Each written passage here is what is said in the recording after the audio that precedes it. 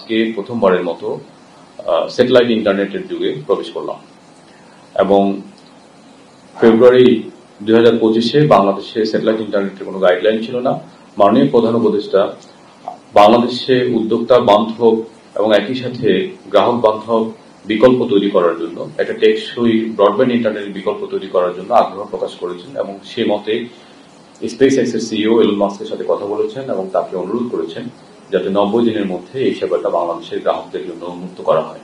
এই লাইসেন্সের পরবর্তীতে আরো কিছু রিকোয়ারমেন্ট ছিল, সেটা হচ্ছে যে প্রাইসিং মডেল তারা আমাদেরকে সাবমিশন করেন, সেখানেও আমরা কিছুটা বক্তব্য রেখেছি, কিছু নেগোসিয়েশন করে আমরা কিছুটা প্রাথমিকভাবে যে প্রাইসিং মডেলটা দেওয়া হয় সেখান থেকে কিছুটা কমিয়ে বর্তমানে একটা প্রাইসিং মডেল দিয়েছি। এই নেটওয়ার্কটা কিভাবে জাতীয় সার্বভৌমত্ব এবং নিরাপত্তা নিশ্চিত করবে সেজন্য আমরা বিষয়টা নিয়ে প্রয়োজনীয় রেগুলেটরি উদ্যোগ নিই।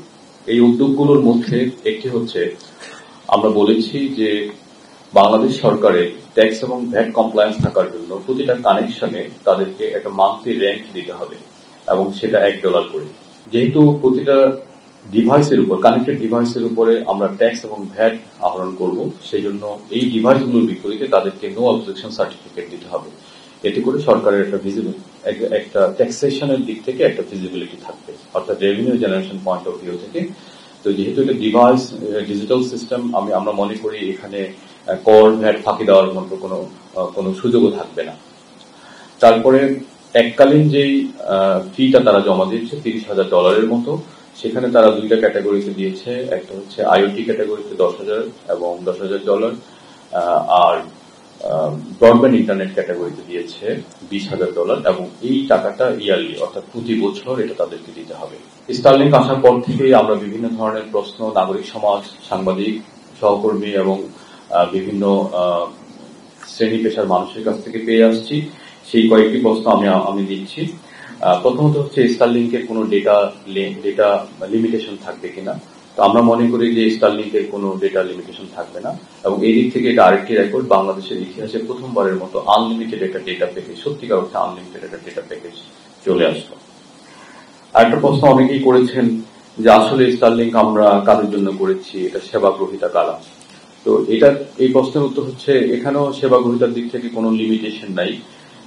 স্টারলিংক একটা হচ্ছে ডিরেক্ট টু ডিভাইস, সেই ডিরেক্ট টু ডিভাইস সেবাটা আমরা দিচ্ছি না, আমরা দিচ্ছি স্টারলিংকের একটা রিসিভার থাকবে, সেই রিসিভারের মাধ্যমে তার একটা রাউটার আছে, সেই রাউটার দিয়ে ওয়াইফাই ডিভাইস দিয়ে সেটা একটা ওয়াইফাই নেটওয়ার্ক তৈরি করবে।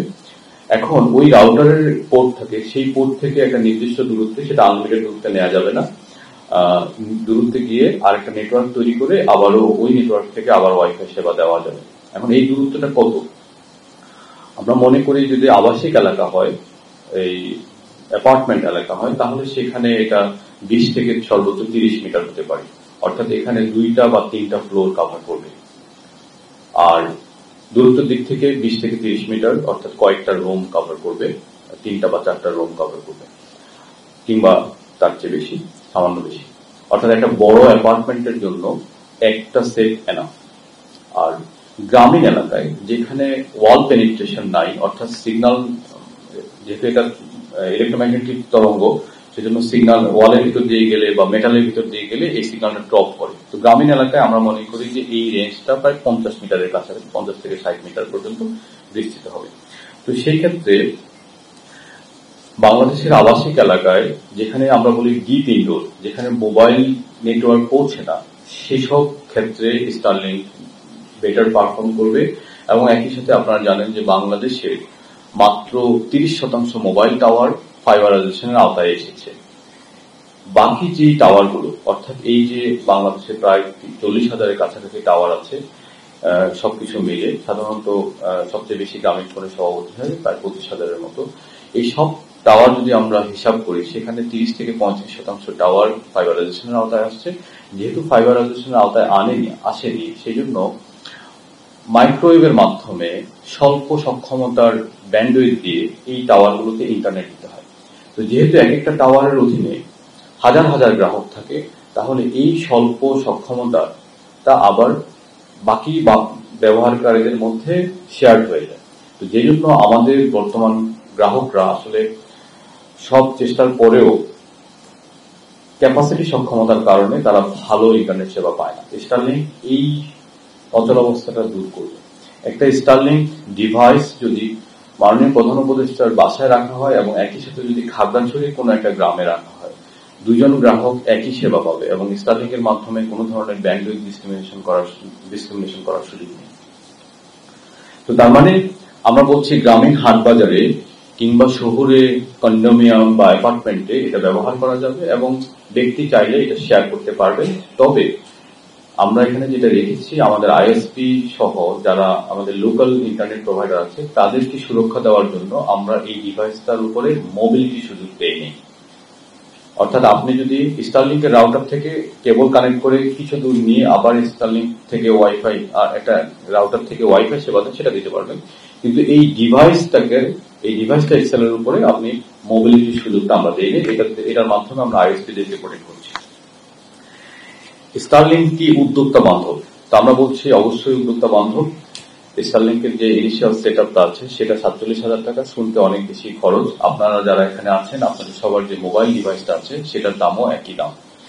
এখন যদি স্টারলিংকটা কোনো উদ্যোক্তা কিনে, তাহলে উনি চাইলে মাইক্রো ক্রেডিট বা অন্য কোনো ফর্ম থেকে নিজে ফাইন্যান্সিং সোর্স করতে পারবেন, কিংবা উনি নিজে একটা সময়ের ভিত্তিতে বন্ধু বান্ধব কয়েকটা গ্রামে কয়েকটা হাটে দোকানপাটে ওনারা চাইলে কয়েকজন মিলে এটা করতে পারবেন। যেহেতু এখানে হাই স্পিড আছে, অর্থাৎ 300 Mbps আছে, একজন ব্যক্তির দৈনন্দিন জীবনের কাজ করতে বা ইন্টারনেট ব্যবহার করতে 300 Mbps এর প্রয়োজন নাই, সুতরাং উনি সহজতভাবে এটা শেয়ার করতে পারবে।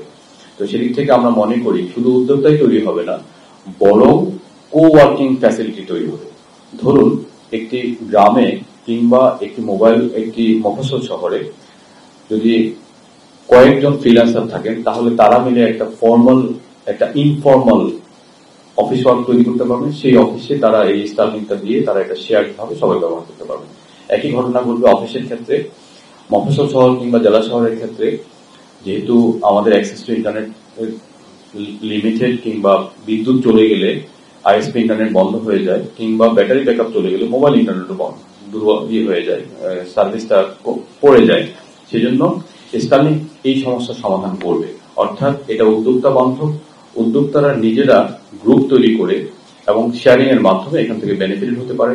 মাইক্রো ক্রেডিট কিংবা অন্যান্য ফাইন্যান্সিং মাধ্যম থেকে এই যে 47,000 এককালীন খরচ, এটা তারা শেয়ার করতে পারে এবং একই সাথে কো ওয়ার্কিং স্পেস তৈরি করতে পারে।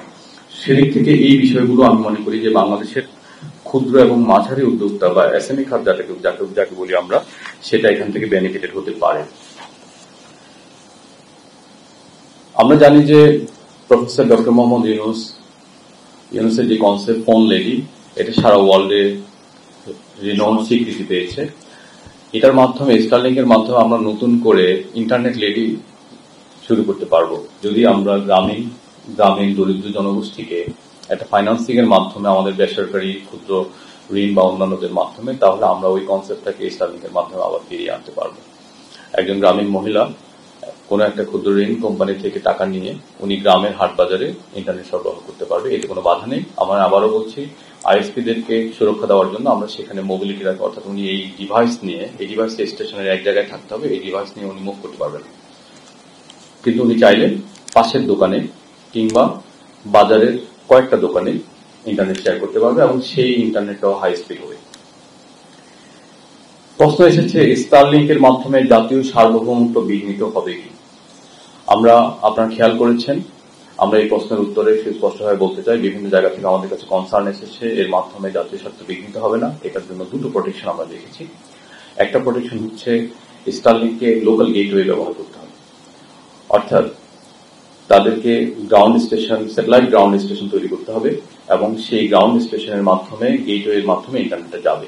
আমরা বলেছি তারা চাইলে বিকল্প এবং রিডান্ডেন্সির জন্য তারা চাইলে বিদেশি গেটওয়ে রাখতে পারবে, কিন্তু অ্যাক্টিভ ডিভাইসগুলো মনিটর করার জন্য, সেখান থেকে রেভিনিউ আর্ন করার জন্য এবং একই সাথে বাংলাদেশে যারা লাইসেন্স গেটওয়ে আছেন তাদের স্বার্থ রক্ষার জন্য আমরা বলেছি লোকাল গেটওয়ে ব্যবহার করতে পারবে।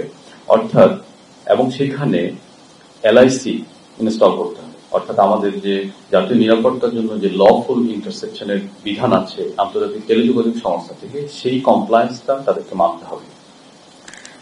পাশাপাশি প্রতিটা ডিভাইস যাতে আনঅথরাইজড ডিভাইস বাংলাদেশের সীমানায় না ঢুকে, বিশেষ করে সীমান্ত অঞ্চল সহ বিভিন্ন এলাকায়, সেজন্য আমরা বলেছি ডিভাইসগুলোর জন্য এনওসি নিতে হবে। আমরা যেহেতু হাজার হাজার ডিভাইস আলাদা করে এনওসি দিতে এটা প্রসেসগত জটিলতা তৈরি হবে, সেজন্য আমরা বলেছি গ্রুপ অফ ডিভাইসকে একই এনওসির আওতায় ব্যাচ করে আনা যাবে। তবে বর্তমানে যে আমরা আজকে লঞ্চ করছি সেটা কমার্শিয়াল টেস্ট রান।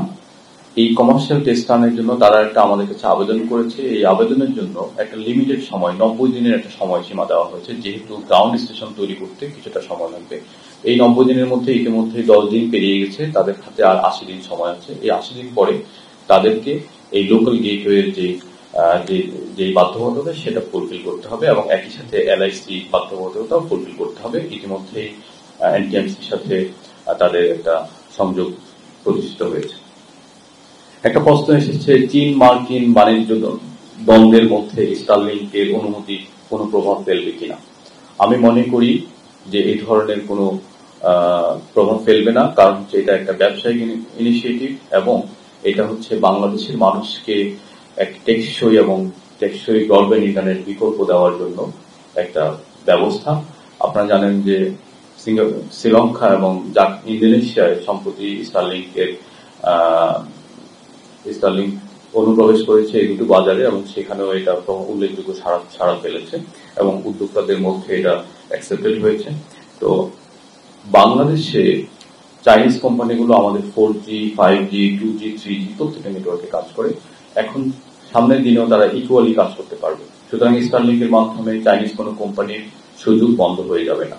এখানে আমি উল্লেখ করতে চাই, শুধু স্টারলিংক নয়, এনজিএসও অপারেটর হিসাবে আরো 4টি গ্লোবাল প্লেয়ার আমাদের সাথে বিটিআরসির সাথে যোগাযোগ করেছে। তাদের নাম হচ্ছে অ্যামাজন কুইপার, স্যাটেলয়েট, টেলিসেট এবং ইউকে এবং ইন্ডিয়ার যৌথ ভেঞ্চার ওয়ানওয়ে।